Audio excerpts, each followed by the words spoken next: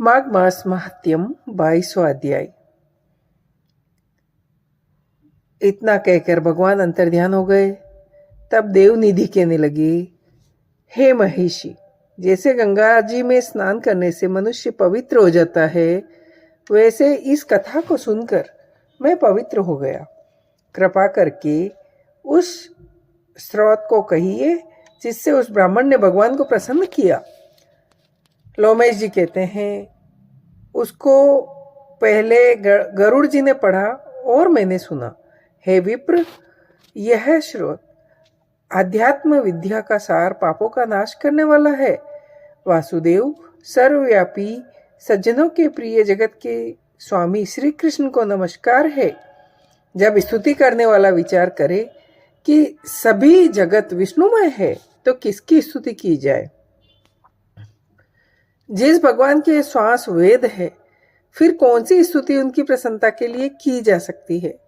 जिसको वेद नहीं जान सकते, न वाणी न मन जान सकता है, उसकी स्तुति में अज्ञानी क्या कर सकता है। सारा चर अचर संसार जिसकी माया से चक्र की तरह घूम रहा है, इसी से है प्रभु आप चक्रधारी कहलाते हो। ब्रह्मा विष्णु आप ही हो। सारे संसार को उत्पन्न करने वाले, ब्रह्मा को भी आप उत्पन्न करने वाले हो।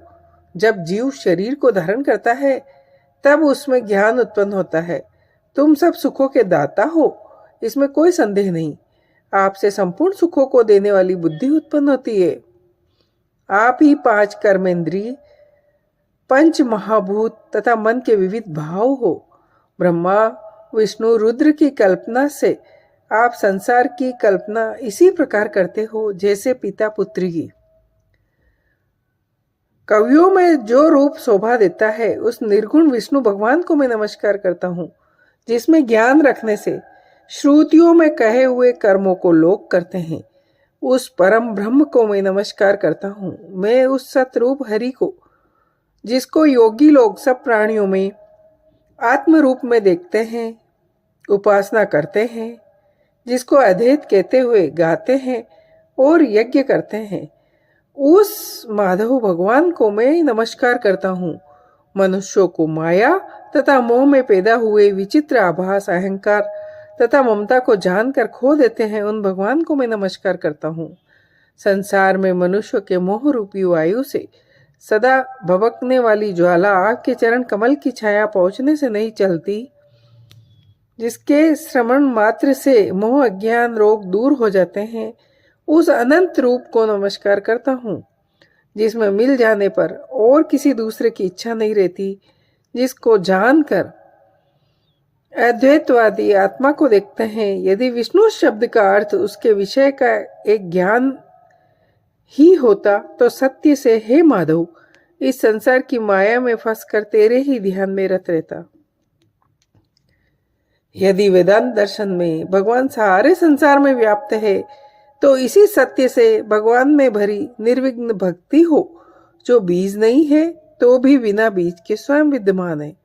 वह विष्णु भगवान रूपी रंग से हमारे बीज के टुकड़े, जो सृष्टि स्थित लय के लिए ब्रह्मा विष्णु महेश 3 रूप धारण करते हैं और कार्य में सत रज और तम इन तीनों गुणों में विद्यमान है, वह भगवान मुझ पर प्रसन्न हो। जो प्राणियों के हृदय रूपी मंदिर में निर्मल देव वास करते हैं, वह भगवान मुझ पर प्रसन्न हो। जो अविद्यापूर्ण संसार का त्याग करता है, जगन्मय आप हो। आपका बनाया हुआ विश्व आनंद करता है, आपके त्याग करने पर अपवित्र हो जाता है।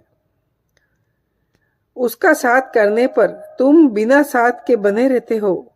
विकार रहित, जिनके चार्वाक पंचभूत योग से पैदा हुए चैतन्य मानते हुए उपासना करते हैं। जन्म इत्यादि से रहित चैतन्य रूप सदा आनंद स्वरूप, जिसकी महिमा गाते हैं। आकाश आदि 5 महाभूत तुम ही हो। तुम अग्नि, रवि, इंद्र, होम, मंत्र, क्रिया तथा फल सब तुम ही हो। कर्म के फल देने वाले बैकुंठ में तुम्हारी सिवा कोई नहीं। मैं तुम्हारी शरण में हूं। जो पापी भी आपको प्रणाम करते हैं, उसको यमदूत नहीं देखते। जिनका बड़े बड़े मुनि लोग साक्षात नहीं कर सकते, उन भगवान को मैं नमस्कार करता हूँ। जितने ज्ञान रूपी सुंदर गुण हैं, जिन्होंने सुख स्वरूप मोक्ष रूपी लक्ष्मी का आलिंगन किया, जिन्होंने आत्म स्वरूप सुख भोगा है और जिन्होंने ध्यान रूप से मृत्यु को वश में कर लिया, ऐसे मुनियों से सेवित भगवान को नमस्कार है। इस प्रकार उसकी सच्ची भक्ति देखकर भगवान ने प्रसन्न होकर उस ब्राह्मण को दर्शन दिए और ब्राह्मण की स्तुति से प्रसन्न होकर उसको वरदान देकर भगवान अंतर्ध्यान हो गए। वह ब्राह्मण भगवान में लीन हो गया और शिष्यों के साथ श्रोत पढ़ता हुआ तपोवन में रहने लगा। जो कोई श्रोत को पढ़ता या सुनता, उसकी बुद्धि पाप में नहीं लगती और न ही बुरा फल दिखता है। इसके कीर्तन से मनुष्यों की बुद्धि, मन तथा इंद्रियां स्वस्थ होती है। जो भक्ति पूर्वक इसके अर्थ को विचार कर इसका जाप करता है, वह वैष्णव पद को प्राप्त होता है। इसके सदैव पढ़ने से मनवांछित कार्य सिद्ध हो जाते हैं। जो इस स्रोत को 1 काल, 2 काल या 3 काल पढ़ता है, वह अक्षय फल प्राप्त करता है। जो मनुष्य प्रातः काल इस स्रोत का पाठ करता है, वह इस लोक और परलोक में अक्षय